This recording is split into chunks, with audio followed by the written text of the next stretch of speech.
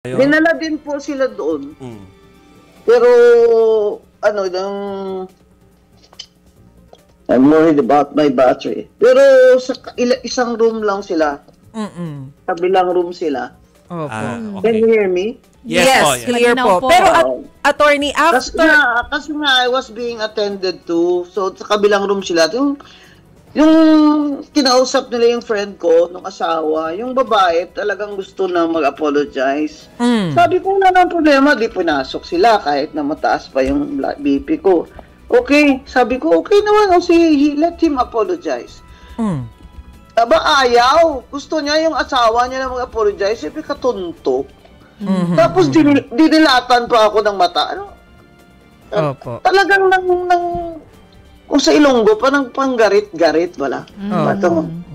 May mga tao bang ganyan? Tama ba yan na maghihingi kayo ng apology? Ganyan ninyo, ganyan pa siya. Umiiyak na yung asawa niya So, since yung incident sabi po... ko na lang sa asawa, my BP is not stable.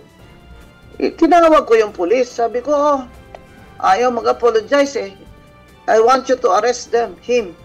Sabi niya, pati po ang asawa. Hindi Yes, siya lang. Ang lalaki lang. Warrantless arrest, sabi ko. Di na lang sila sa presinto. Doon nag-try uli yung asawa na mag-apologize sa akin. Lawyer pala siya ng isang bangko. When I found out na lawyer siya, of course I was courteous. Fellow lawyers, di ba? Sabi ko, your husband is a liability.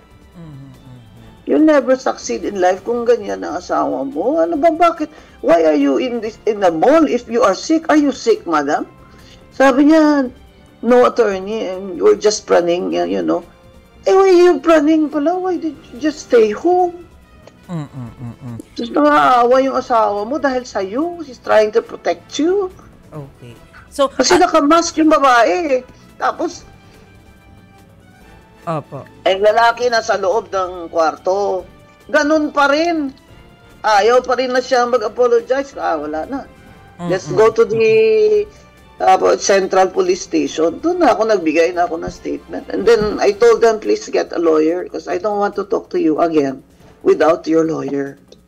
Kasi I'm very fair. Professional, rules na.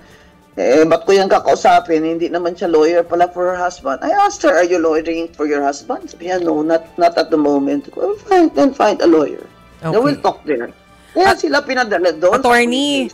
Opo. Pasensya na po. Ayaw talaga mag-apologize, ma'am.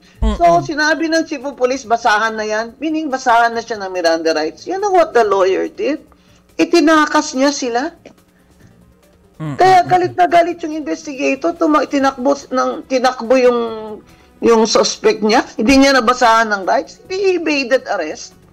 It's another offense.